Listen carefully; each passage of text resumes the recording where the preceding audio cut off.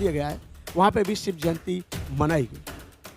तो इससे आप अंदाज़ा लगा सकते हैं कि फिर से बाबा साहब अम्बेडकर का हिंदूकरण किया जा रहा है। जिन बाबा साहब अम्बेडकर ने, ब्राह्मण के बच्चे सब दुखी हैं, ठाकुर भी दुखी हैं, पंडित भी दुखी हैं। अच्छे सरकार के इशारे पर कुछ लोग कर रहे हैं, क्योंकि वो जानते हैं ये करके देने वाले चले जाते हैं। पहली बात तो ये मैं पूछ रहा हूँ, वहाँ जब ये पूजा की जा रही थी तो वहाँ के सभी गार्ड्स क्या कर रहे थे? जब ये वहाँ पूजा की जा रही थी, जिम्मेदार व्यक्ति के होते हुए वहाँ इतना बड़ा ये षड्यंत्र कैसे हो गया? हम एक बात जानते हैं कि जब यही करना है तो फिर एक काम करो, ये जो आपका जामा मस्जिद है इसमें भी हवन करके दिखाओ, जो चर्च बने हुए हैं उसमें भी हवन करके दिखाओ। लेकिन हम सब के लिए बड़े शर्म की बात है कि आज सत्ता हम सब अम्बेडकर के संविधान के अनुसार तो उन्होंने जो आरोप लगाया था वही काफ़ी है, वही काफ़ी था। तो ब्रजभूषण तो अब तक जेल में होने चाहिए। आदमी के मुंह पे पेशाब किया जाता है और उसको मुख्यमंत्री बुला करके अपने साथ कहता है कि तुम मेरे लिए सुदामा हो। वाह, क्या रूप है तुम्हारा। मेरे प्रिय देशवासियों, मैं हूं आप सभी का शुभचिंतक भिक्षु थीरो ज्योति। मैं सर्वप्रथम मंगल कामना करता हूं कि आप सभी का स्वास्थ्य और सुखी जीवन रहे, स्वस्थ रहें, सुखी जीवन रहे।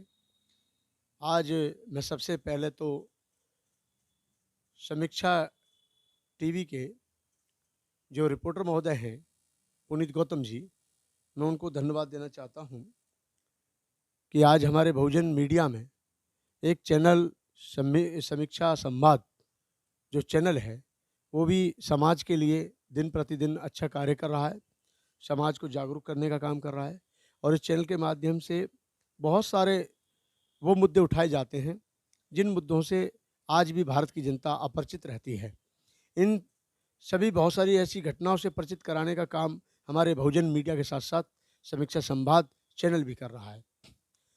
एक जैसे कि माहौल देख रहे हैं कि आजकल एक वीडियो वायरल हो रहा है कि जिन बाबा साहब डॉक्टर अम्बेडकर ने 22 प्रतिज्ञाओं को स्वीकार किया था और 22 प्रतिज्ञाओं के माध्यम से ये कहा गया था कि मैं अंधविश्वास में विश्वास नहीं रखूँगा, मैं ब्रह्मा विष्णु महेश को भगवान नहीं मानूंगा, ना ही उनकी पूजा करूँगा। बहुत सारी ऐसी बातें थीं जो 22 प्रतिज्ञाओं के अंदर में आती हैं। जिन व्यवस्थाओं का बाबा साहब अम्बेडकर ने सदैव विरोध किया और जिन व्यवस्थाओं से भारत को मुक्त करने के लिए, जिन बड़ौदवाद व्यवस्था और मनुवादी व्यवस्था और जो अंधविश्वास, कर्मकांड, पाखंडवाद, ऐसी व्यवस्थाओं से मुक्त करने के लिए उन्होंने बौद्ध धर्म को स्वीकार किया। और बौद्ध धर्म एक ऐसा धर्म है कि जो किसी धर्म के लिए, जाति के लिए, विशेष जाति के लिए, संप्रदाय के लिए, वो सबके लिए बराबर है। क्योंकि बाबा साहब अम्बेडकर ने जो धर्म अपनाया था, बड़े सोच विचार करके, बड़े ही बहुत गहन अध्ययन, पठन, चिंतन, मनन के बाद बौद्ध धर्म स्वीकार किया। और इसके लिए वो उन्होंने लंबे समय तक अध्ययन किया था, बहुत लंबे समय तक अध्ययन किया था और सभी धर्मों का किया था। लेकिन उन्होंने, बाबा साहब ने ये विचार किया कि यदि मैं अपने समाज को बौद्ध धर्म दे के जाऊँगा तो इसमें शील है, सदाचार है, मानवतावादी विचार हैं, समानता है, एक दूसरे को सम्मान दिया जाता है और व्यक्ति भगवान बुद्ध के बताए हुए मार्ग पे चलेगा तो स्वतः ही अपने जीवन का कल्याण करेगा, अपने पड़ोसियों को भी अच्छा मार्ग बताने का कष्ट करेगा। बिल्कुल बताएगा, सही बात है। क्योंकि बुद्ध का धर्म इतना अच्छा है, आप सभी देखते हैं, देशवासी सभी जानते हैं, विदेशों में भी जानते हैं कि आज बुद्ध का विचार और बुद्ध की विचारधारा पूरे देश में और पूरे देश के साथ अन्य देशों में बड़े पैमाने पर मानी जाती है। और उस विचारधारा पर चल करके बहुत सारे देशों ने तरक्की की है, उन्नति की है और वो देश विकसित हुए हैं और हमारे देश से कई गुना आगे प्रगति के मार्ग पे अग्रसर है। मैं अपने देश की बुराई नहीं कर रहा हूँ, मैं इस देश का रहने वाला हूँ, इस मिट्टी में ही मेरा भी जन्म हुआ है, इस धरती के प्रति मेरी पूरी सहानुभूति है और मैं इस भारत का नागरिक हूँ। और मैं बड़ा गौरव करता हूँ कि ऐसा भारत जिसमें बुद्ध ने जन्म लिया, महावीर स्वामी ने जन्म लिया, गुरु नानक जी ने जन्म लिया और भी न जाने महान विभूतियों ने जन्म लिया।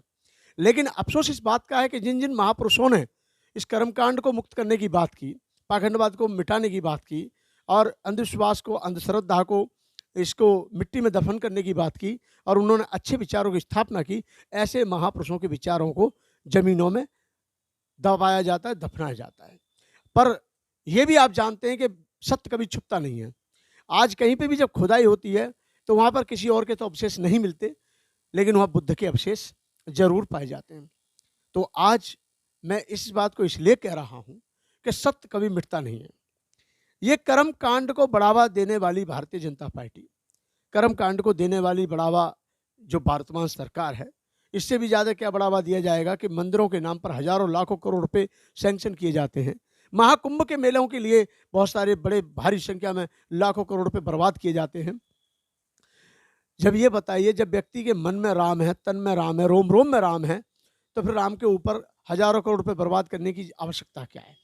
लेकिन जाने दीजिए, बहुत बड़ा लंबा विषय है, क्योंकि पता चला कि सारे देश के जो हमारे संत हैं, जो अपने आप को संत कहते हैं, हालांकि वो सौदागर हैं, हालांकि वो सौदेबाज हैं, उनकी टिकटें लगती हैं, उनके पास हजारों करोड़ की संपत्ति है और उनके अकूत संपत्ति है जो किसी काम नहीं आती है। पकड़े जाते हैं 1000 करोड़, 4 कुंटल लोहा यानी सोना, 12 कुंटल सोना, इतना पैसा पकड़ा जाता है मंदिरों में, लेकिन वो किसी मानवता के काम में नहीं लगाया जाता, किसी जनहित के काम में नहीं लगाया जाता। कोई गरीबों के लिए मेडिकल खोला नहीं जाता, कोई इंजीनियरिंग कॉलेज नहीं खोला जाता, कोई सिलाई सेंटर नहीं चलता है, कोई कंप्यूटर सेंटर नहीं चलता है, कोई अनाथालय नहीं चलता है। हाँ, इन सभी विषयों को लेकर के वो अपना दुकान अच्छी चला लेते हैं, क्योंकि सबसे बड़ी बात है, हमारा देश अंधविश्वास में इतना डूबा हुआ है कि आप किसी मंदिर के बारे में कितना ही बताओ कि इस मंदिर में ये होता है, वो होता है, परंतु लोग क्या कहते हैं कि जो कर रहा है करने दो, भगवान सजा देगा।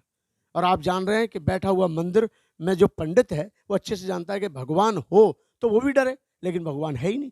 जिस देश के मंदिरों में ही बलात्कार होता हो 9 साल की बच्ची के साथ दिल्ली में, और मंदिर में बलात्कार हो रहा है और कोई भगवान उसे बचा नहीं रहा है, तो आप अंदाजा लगा सकते हैं इसका मतलब कुछ नहीं है। जिस मिट्टी की प्रतिमा में प्राण प्रतिष्ठा डालने का काम हमारे देश के पंडित पुजारी करते हों, हमारे देश के ब्राह्मण करते हों, तो आप सोचिए कि उसमें प्राण प्रतिष्ठा डालने वाला कौन है? इंसान है।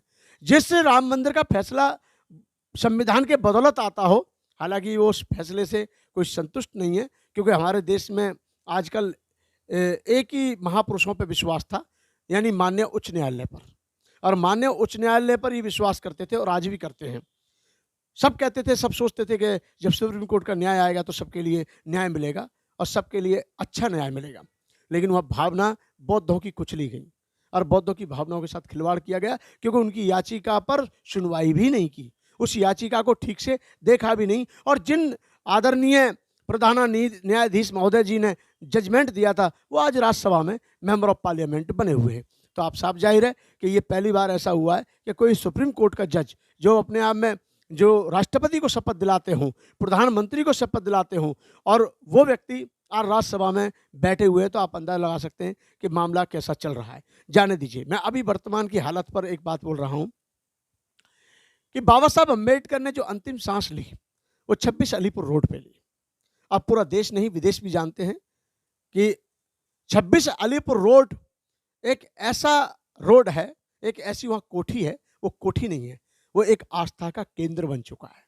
वो बाबा साहब अम्बेडकर में विश्वास रखने वाले लोग, बाबा साहब अम्बेडकर के अनुयायी लोग, बाबा साहब के पदचिन्हों पर चलने वाले लोग, बाबा साहब अम्बेडकर के नारा देश के साथ साथ विदेशों में पहुंचाने वाले लोग उसको आज अपना आस्था का केंद्र मानते हैं। कौन सा? 26 अलीपुर रोड पे जो स्थित 26 नंबर कोठी है उसको। और आप ये देखिए कि उसी कोठी में हवन किया जा रहा है, विश्वकर्मा पूजा की जा रही है उसी कोठी में। और इतना ही नहीं, जो बाबा साहब अम्बेडकर के नाम पर 26 अलीपुर रोड के साथ साथ 15 जनपद मेमोरियल बना हुआ है, 15 जनपद में, जहाँ कभी अम्बेडकर प्रतिष्ठान केंद्र का वो होता था कार्यालय, वो आज अम्बेडकर मेमोरियल बना दिया गया है, वहाँ पे भी शिव जयंती मनाई गई। तो इससे आप अंदाजा लगा सकते हैं कि फिर से बाबा साहब अम्बेडकर का हिंदूकरण किया जा रहा है।